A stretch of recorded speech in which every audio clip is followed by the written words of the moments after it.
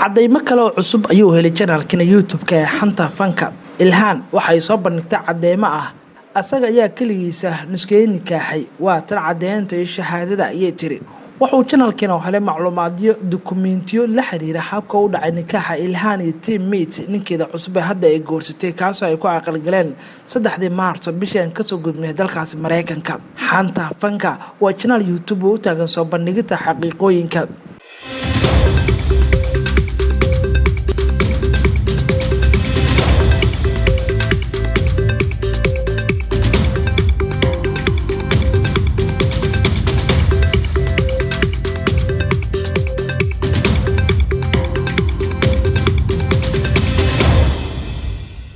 waa idin salaamay daawadayaal meel kastoo aad joogtaan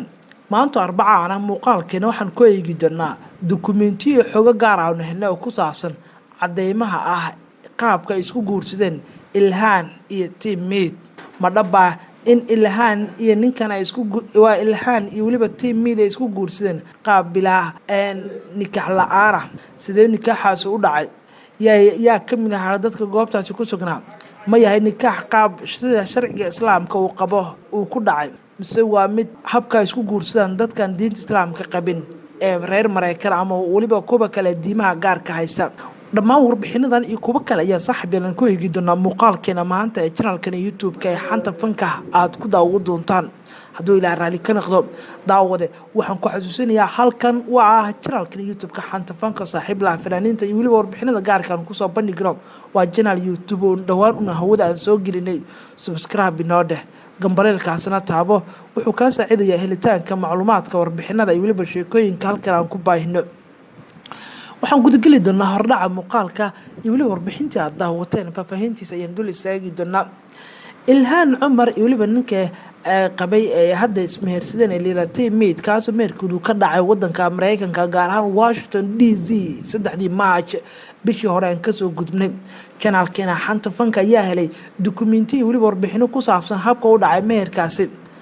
maxaase ka jirin in meherkaas u dhacay qaab sida shareecada islaamka ama sida qaab ka fog. Ilhaan Cumar waxay sheegtay ninkaas asaga uu isku nikaaxay marqaatina isku noqday sida ku cad dukumeentigan aan helnay oo daawadayaashan u soo bandhignay oo aad qaybta hoose ee muuqaalka aad ka daawanaysaan kan oo ku xusan shahaadada nikaaxa Ilhaan iyo teammate. warbaahinta ayaa heshay muuqaallo iyo waliba warbixino muujinaya in teammate asaga uu isku nikaaxay oo uu guursaday gabadhan Ilhaan Cumar. nikaaxana teammate in asagoo isku nikaaxo gabadha asrahan ka soo jeeda Soomaaliya kana mid ah xubnaha Congress-ka Mareykanka ayaa waxa u sahlaya 2 arin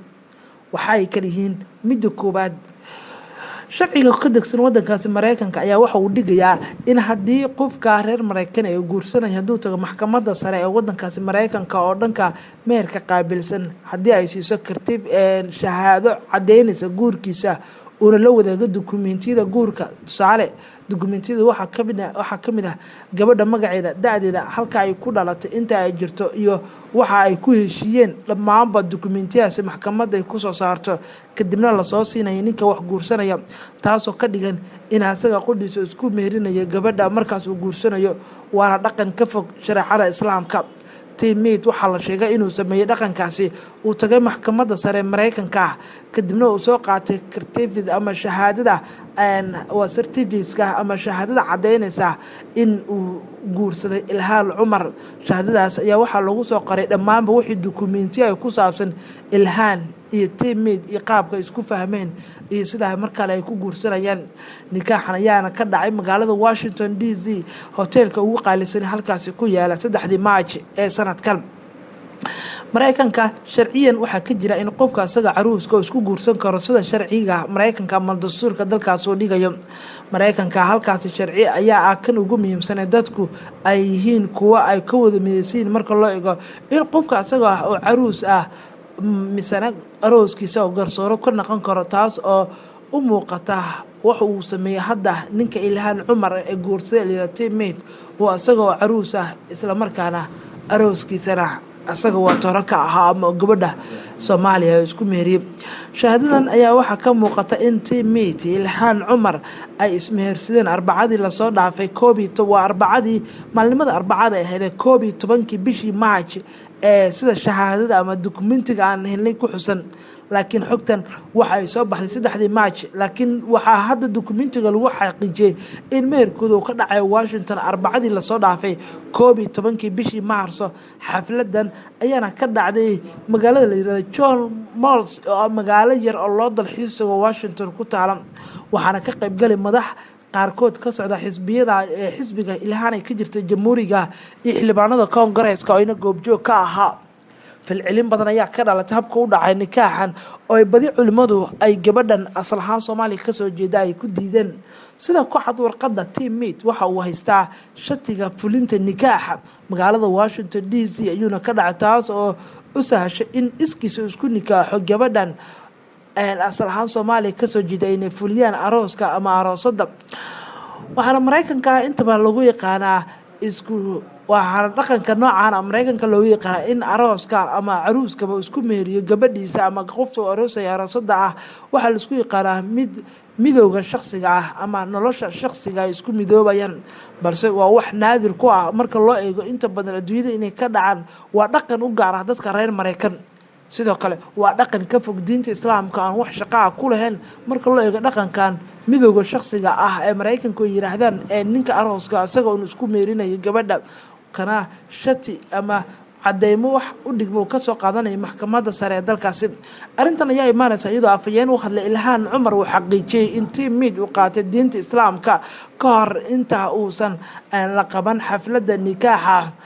ma jiro faahfaahin dheeraad uu ka bixiyay arintan afayeenkan u hadlay Ilhaan Cumar ayaa arintani baahiyay kadib markii saxaafadda gudaha iyo dibadda ay si weyn u hadlayeen sheekada Tim Mead iyo waliba Ilhaan Cumar habka ay isku guursadeen laakiin afayeenka ayaa la aaminsan yahay in tani ay ku khasabtay kadib markii si uu qanciyo dadka badankood ee islaamka ah ee Mareykanka ku sugan ee Soomaalida ah ee gabadhan u doortay inay ku matasho aqalka Congress-ka kuwaasoo badi ka carooday talaabada ay qaadi lahaan waxaana la sheegay in afayeenku taas ay sabab u ahayd in warbaahintu la hadlo sheegana in ay diinta islaamka u qaatay Tim Mead ka hor inta uusan guursan gabadhan hoyga fanka ayaa helay dukumeentiyadan iyo waliba warbixinadan aan daawadayaashana la wadaagnay muuqaalkana saaxiibada halkaas ayaan ku soo gabagabeynayaa mid la mid ah intaan ku kulmi doono waa bahda xanta fanko idil maalin wanaagsan saaxiibayaal nabadgelyo ka mid noqo saaxiibada joogtada ugu xiran channelkeena oo subscribe inoo dhagan baleelkaasna taabo si ay kaaga mar walba kugu soo dhacaan muuqaalada iyo waliba warbixinada gaarka ee halkan aan ku baahino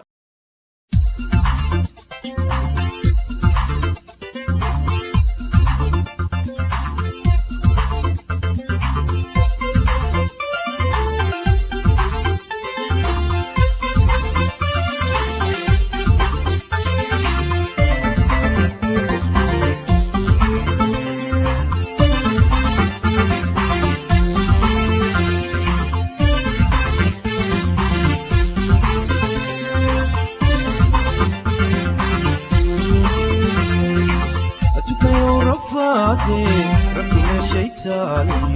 لرها دحجوبو كربي ما هيسا أتوك يا رفادي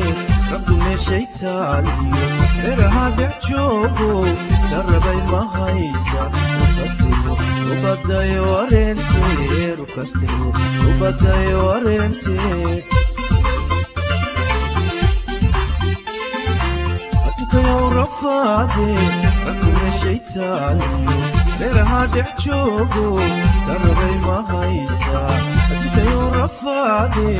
ربنا شيطاني لرها دحجوبو تربي ما هيسا وكستيو وبدا يورنتي وكستيو وبدا يورنتي رالي هذه في عيني نفتتي أروني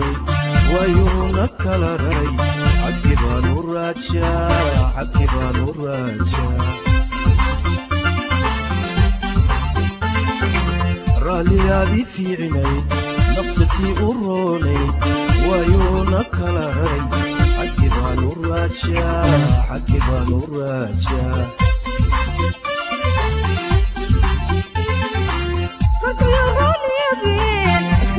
السوجد مبلي مرونو قلبي درق مليين تقري وروني بين في يدي السوجد